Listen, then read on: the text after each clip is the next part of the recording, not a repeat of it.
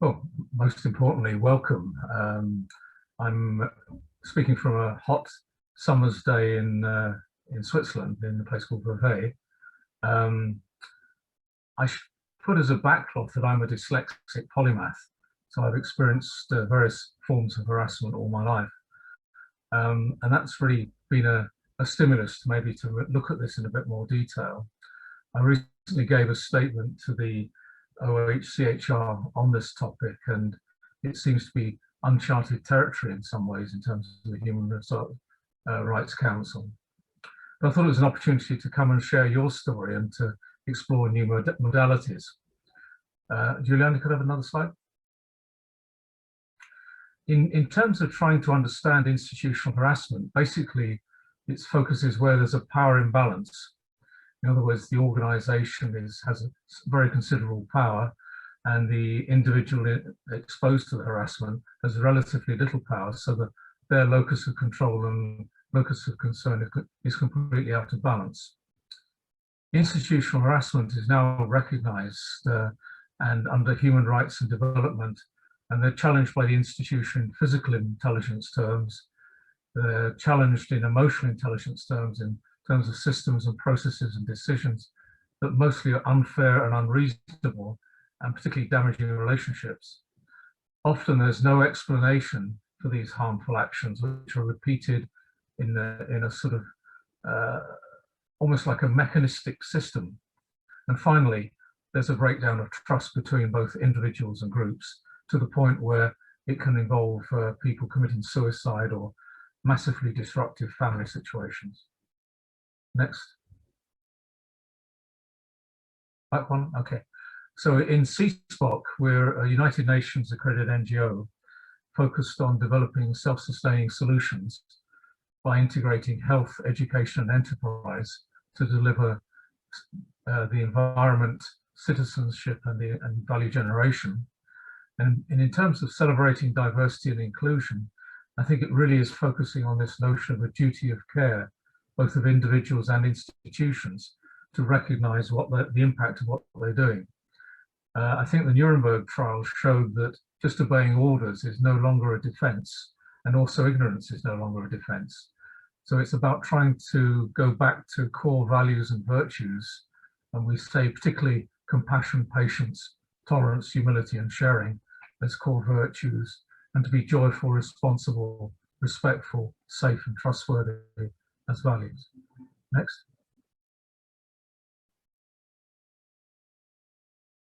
So what happens to people when they get exposed to forces which are outside of their control? We find that the key challenge is individual self-worth. And as their self-worth gets challenged and they start to feel less and less valuable, they increasingly move into displacement activities, which we see as violence, eating disorders, substance abuse, gang cultures, and gang cultures exist in institutions as well, where people gang up on the more vulnerable. And eventually you end up in this place called learned helplessness, where you are unable to cope, and positive and negative interactions have no effect on you. And this is where quite a few people are challenged and commit suicide. And one of the ways of, which is quite severe, of measuring institutional harassment is the number of people that commit suicide. But we find that the converse is also true. If you can lift self-worth so people feel secure, they can move into this place of learned optimism, and they start to work together more effectively as teams and help each other. Next. So examples of institutional harassment that we've observed, and you may have some yourself, in the health sphere, we see the abuse of medical power, where the individual is often not fully informed of the risks of procedures or medication. In the enterprise sector, we see unfair restructuring, and this has taken place. An example is France Telecom, where 19 people committed suicide in a restructuring, and they were taken to international court by the International Labour Organization, and the directors were put in jail. So, I mean, the judicial outcome there's very substantial liabilities. Education, again, we see learning through abuse and systematic rigidity. As a dyslexic, I can say that I have had many dark nights of the soul going through the education system. My daughter's dyslexic, my son's dyslexic, I think my father was dyslexic. So it's a rather interesting adventure. And paradoxically, I was asked by the National Audit Office to do a review of primary education. In litigation in terms of divorce, we find that family courts are really a law unto themselves. And Clementi in Spain did an analysis, and he created a legal harassment scale now where the judicial system can be actually measured as to whether they're being reasonable or not reasonable. In the public agencies, many people have heard about the system being more important than people and benefits being taken away quite arbitrarily.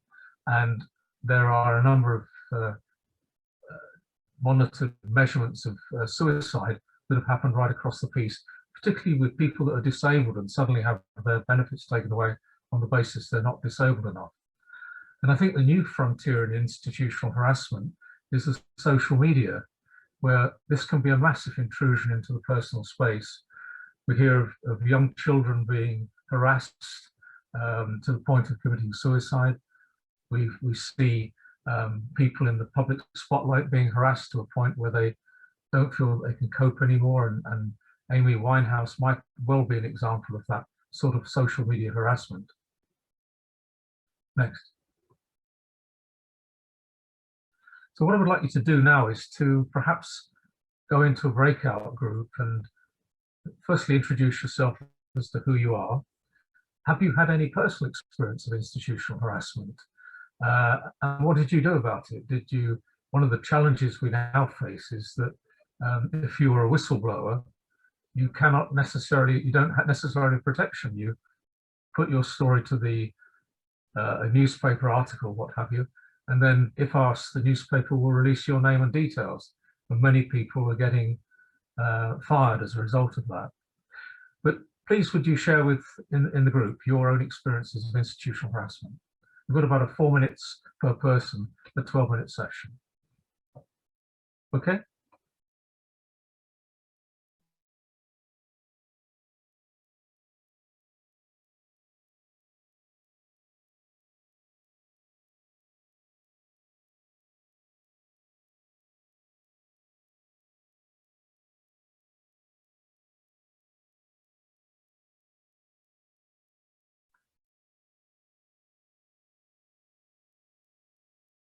Okay, well, perhaps we can move on to the next slide, Juliana. So we've talked about what institutional harassment might well be, and it means different things to different people. And we've also explored the possibility of there's also internal harassment, where you harass yourself, which is another dimension to it. So where did truth and reconciliation start? Well, really, it began at the end of the apartheid sort of challenge in South Africa with Nelson Mandela, where there was such a level of toxic thought between the Afrikaans community, the ANC, and so on, that any normal mechanism of conflict would have been absolutely unthinkable. And therefore, this truth and reconciliation process started. And over the years, it's had varying degrees of success, but fundamentally, its vision was to heal the past without conflict. And then more recently, we've had the examples in Canada where very large numbers of children have been discovered close to residential schools, where the Indigenous community were taken to these schools to be indoctrinated and destroy their culture. I think that's also been the case in Australia with the Aboriginal communities, and it's probably also the case with the Dakota Sioux, and these are only the ones that we know about. I think in the case of Canada, I think more than 1,000 children have now been discovered in unmarked graves. And this process of taking away land, destroying language, and destroying kinship is really a crime against humanity that we're just beginning to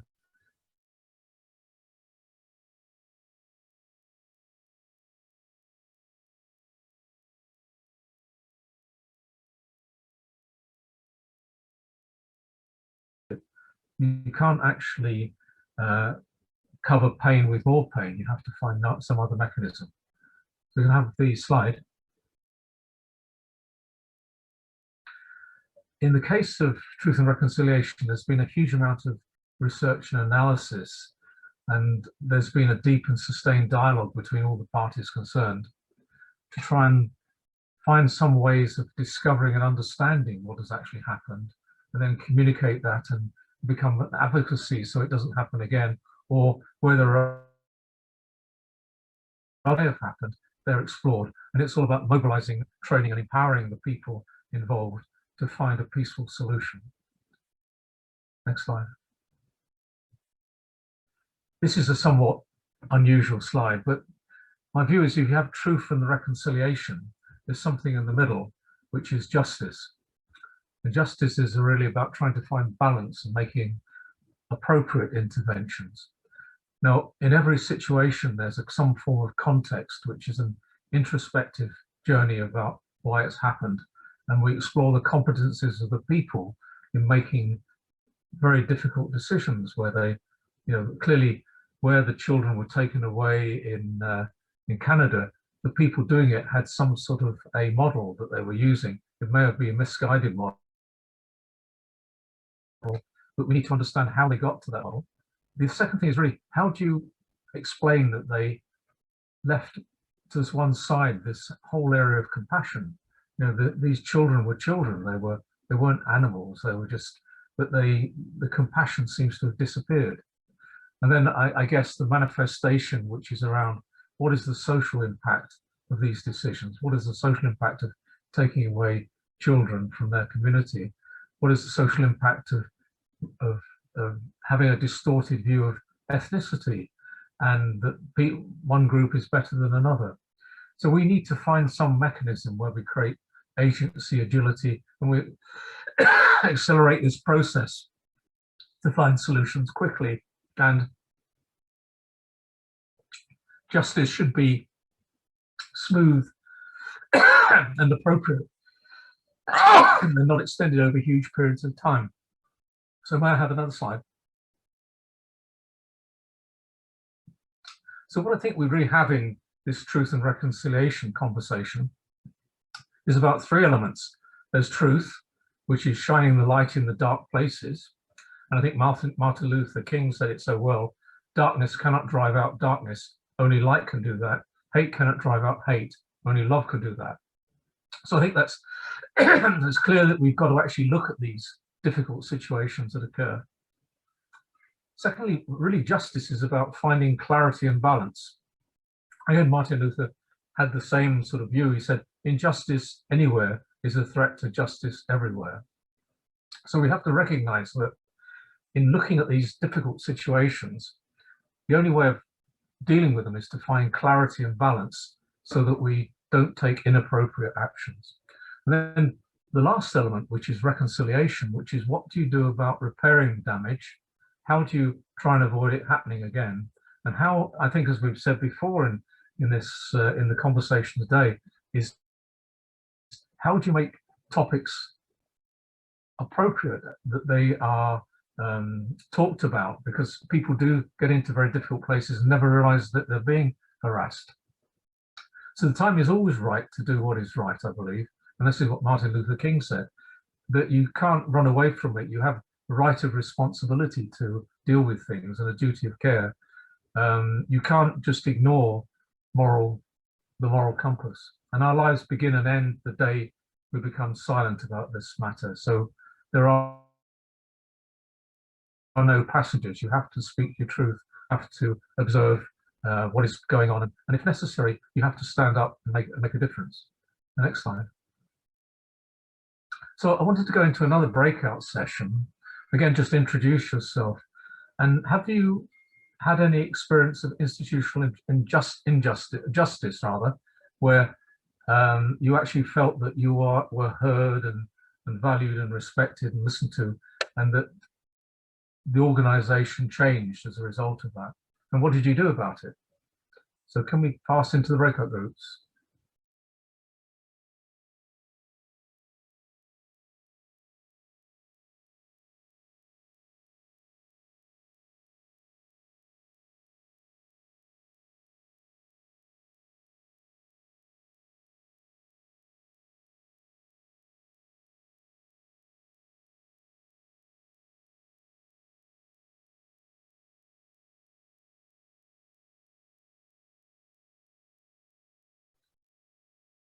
Okay, let's try and explore a possible way forward through this journey of truth, justice, and reconciliation.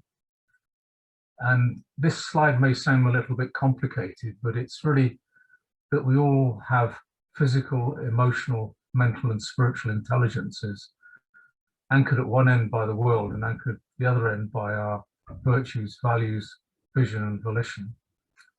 And if we have an inner journey and an outer journey, and we've actually talked about part of the biggest challenge in dealing with harassment and finding truth and justice and reconciliation is the process of finding justice, truth, and reconciliation in ourselves. So the first physical level is you have to acknowledge what needs to be solved, and let go of the pain. You have to bond with the people around you, even and yourself, your own emotional intelligence. You have to listen. And you have to find this secure base of trust where you trust yourself and you trust the system around you. And then you can start this outer journey, which is the law of reciprocity, which is this notion of giving and receiving, trying to understand things from other people's mind's eye, as well as trying to look at yourself in a more contemplative way to see how you can change.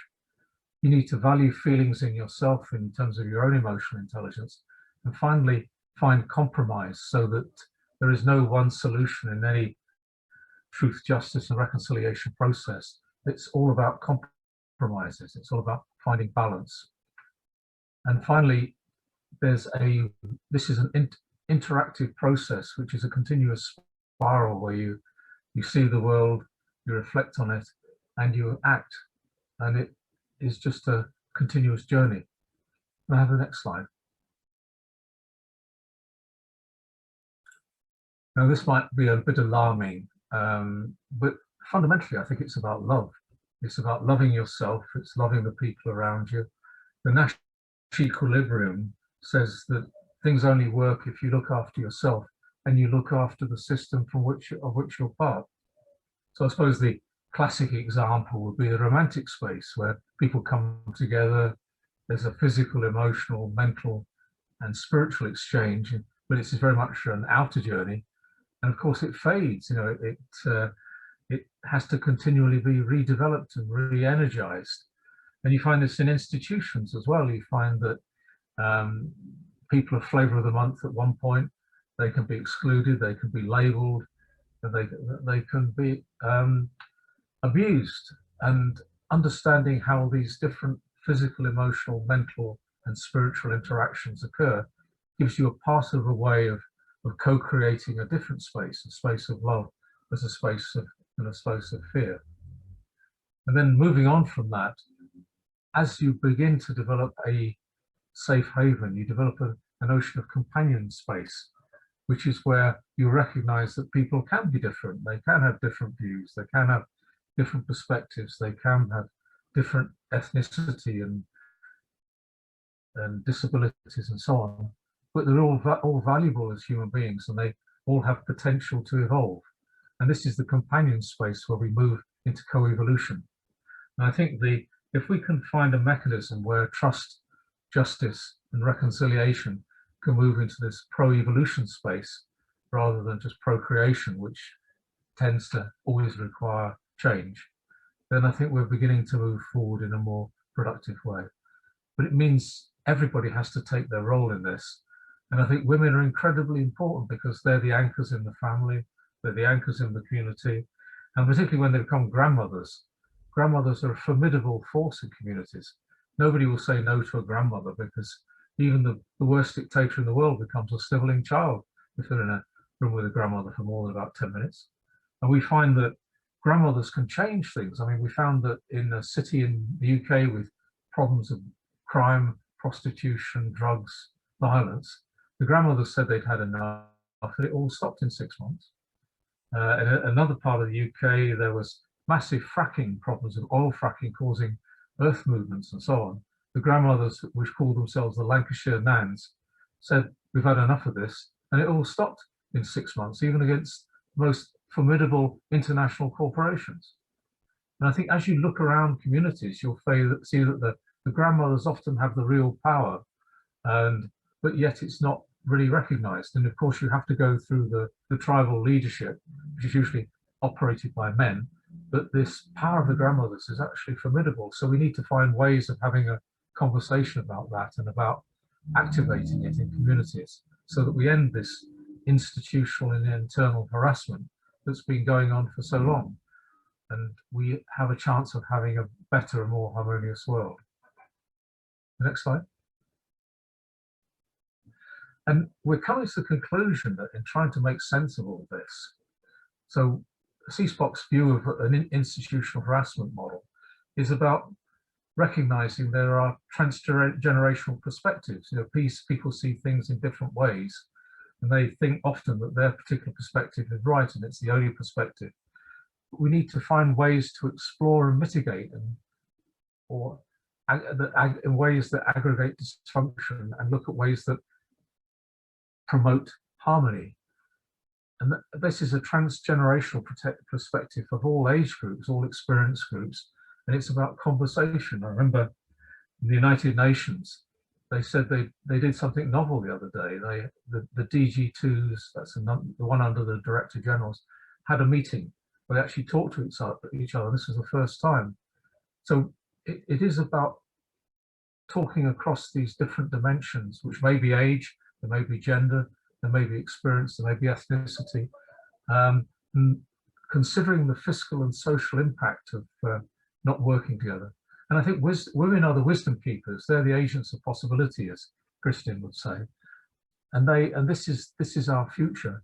What's really remarkable in the Ikigai community in Japan is they found a way of bringing together these physical, vocation, emotional, passion, professional IQ, intelligence, and missions, spiritual intelligence dimensions to work in a community so everybody exists in harmony.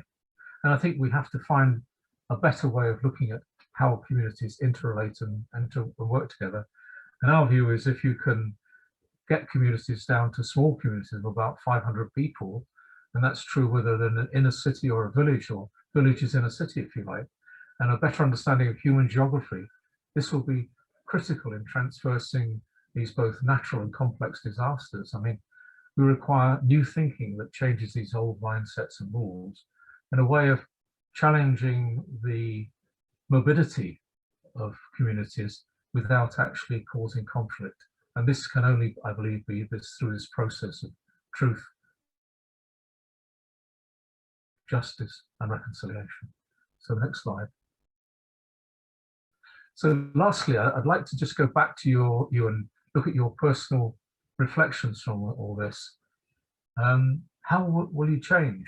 What are you going to do today or tomorrow or the next day to make a difference in terms of the way you deal with this truth, justice, and reconciliation thought process?